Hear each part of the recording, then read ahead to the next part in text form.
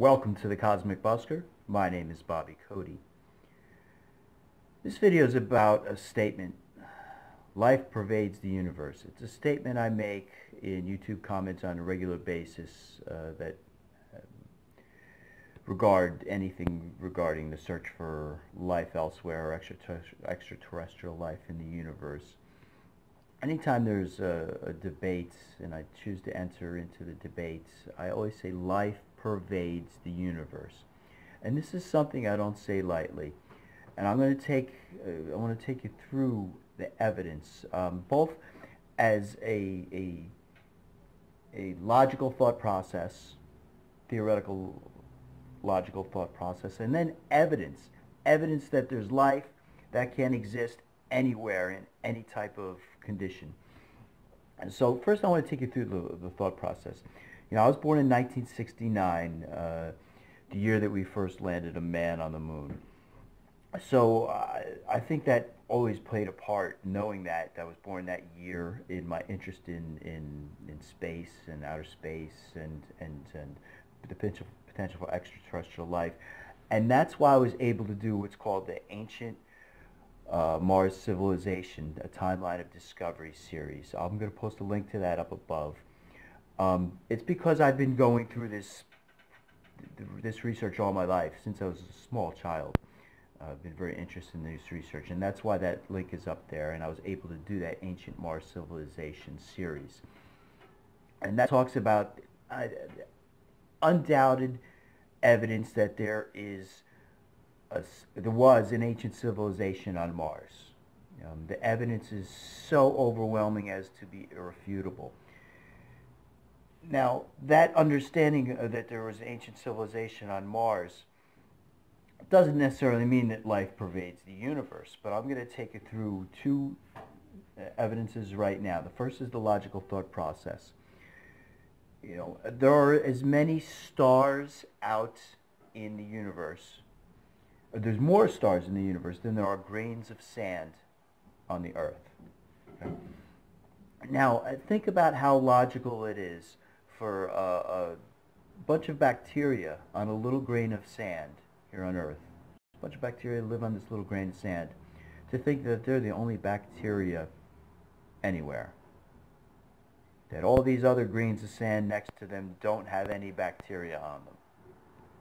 It's ridiculous.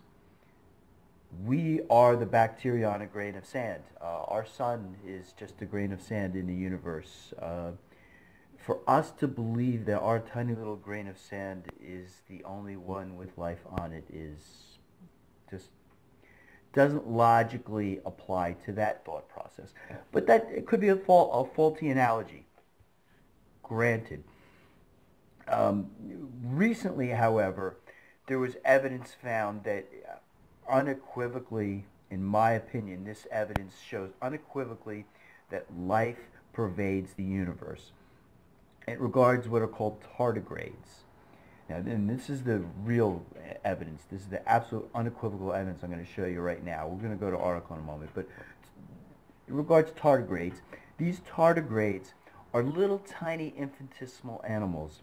They don't get much bigger than a millimeter, as you'll see in the article we're going to cut to in a moment. They're also, now tardigrades is the name for them, they're also known as moss piglets or water bears. Matter of fact, I'm going to put up a picture right now to one of them so you can take a look at what these look like. You can't see them with the naked eye, they're too small. You need a microscope in order to be able to see them. These things have incredible qualities that, to me, shows unequivocally that life pervades the universe. Life is everywhere, and it's these things that are going to be everywhere. So we're going to cut to that article real quick. I'm going to go through the article, certain key points in the article right now. Then we'll come back and we'll summarize how this shows unequivocally that life pervades the universe. There's life everywhere. And it also how it relates to some recent videos that I did in regarding life on Mars as well. So come back after we read that article. Let's go to that article right now. This article comes from livescience.com. Author was Alina Bradford, Headline reads, Facts about Tardigrades, written 2 years ago. Tardigrades, often called water bears or moss piglets, are near microscopic animals with long, plump bodies and scrunched up heads. They have 8 legs and hands with 4 to 8 claws on each. While strangely cute, these tiny animals are almost indestructible and can even survive in outer space. Now, these creatures are very small. They can range from 0.05 millimeters to 1.2 millimeters, so they're exceedingly small. Water bears can live just about anywhere.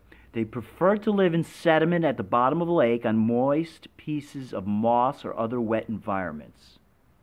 They can also survive a wide range of temperatures and situations. Research has found that tardigrades can withstand environments as cold as minus 328 degrees Fahrenheit or highs of more than 300 degrees Fahrenheit.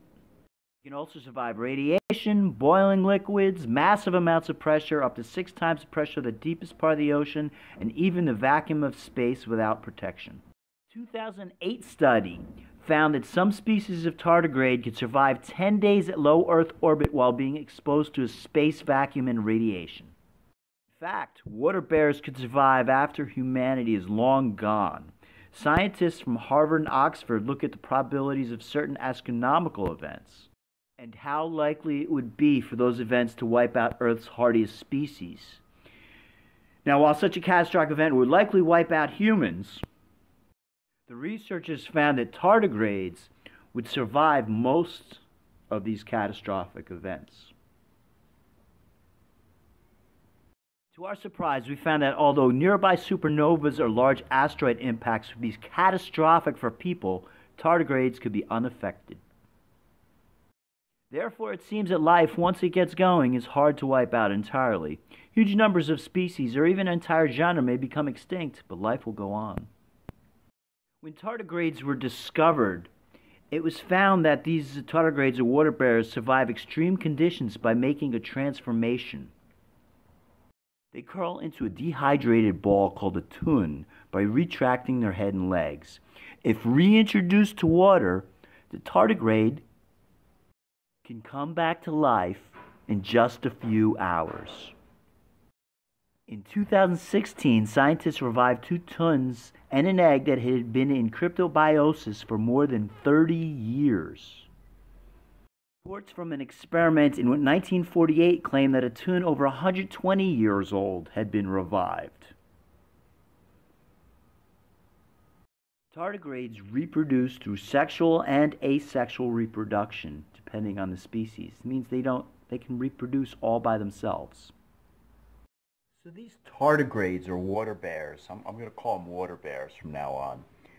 These water bears, they can survive in outer space. The vacuum of outer space they can survive in. They can survive radiation, boiling water, absolute freezing cold. There's no niche on planet Earth that these water bears cannot survive. They are everywhere on planet Earth. These are the hardiest things in the world. Life gets wiped out on our planet. Water bears are going to survive. They're going to absolutely survive. So now that gets to Mars, the planet Mars. We've already determined, I'm going to put up a link there, that Mars actually got destroyed. Life on Mars got destroyed. It's part of the Ancient Mars Civilization series and other stuff I've done. There was life on Mars and the civilization that got destroyed. What could possibly survive that? Water bears. If there were water bears on planet Mars, they would have survived. And as a matter of fact, the fact that they survive on every niche here on Earth and that we've been pummeled, that means these tardigrades have been blasted out into space. They're certainly on Mars as well. Okay, they would have gone into the little tun. The tun is a little hibernation kind of thing that they go into. They go into the little hibernation thing. They would float around in outer space in the solar system. A few of them will land on Mars. Boom. As soon as they get water, they come alive again. These things are almost certainly all over our solar system. I really think they're going to be all over the universe. I think that these things are not even originally from the planet Earth. So I did some research on their DNA, and it turns out they have some very, very, very peculiar DNA as well. That suggests to me, again, that they're not from planet Earth. I'm not going to go into the details on that, though, in this particular instance. What I do want to talk about, though, is one other aspect of this. These things, they get, planet gets blasted, boom. These water bears go out into outer space, and they float around in outer space. We've actually found that deep outer space, deep space, where the solar system no longer exists, there appears to be evidence that once you leave the solar system, it's not a vacuum outer space, that it's actually plasma out there. That the deep, deep, deep reaches of outer space between all the stars, there's not nothing, there's plasma. It's plasma everywhere. I suspect that these water bears, once they hit that plasma, I think it acts similarly to water, and that they revive. Ultimately, I think we're going to find that there's actually life between the stars as well, and that these water bears or tardigrades are the precursors to life being able to be prevalent everywhere. These things can live everywhere, and I think that once they hit the plasma of deep space, they come alive, and they mutate and ultimately evolve into other life forms, and that deep outer space is going to have life too. Life pervades the universe. These water bears are, to me, the linchpin that proves it absolutely. So thanks for watching. Like, share, subscribe. Links are down below to the article, so you can get a little bit more information on that article. I summarized that article. Yeah, like, share, subscribe, comment down below whether you agree or disagree. And everybody, thanks for watching. I have so many videos I want to do and so little time. It's hard to get the time to get in this room and do these. So I have a Patreon. If anybody wants to help me out on Patreon, please click the Patreon. Matter of fact, I'll try to remember to put it in the description down below. With your help, I might be able to do these more frequently. I like to do videos on a daily basis. I just don't have the privacy to do them, unfortunately, in my current situation. But with your help, maybe I'll be able to do that. Thanks for everybody for watching, and everybody have a great day.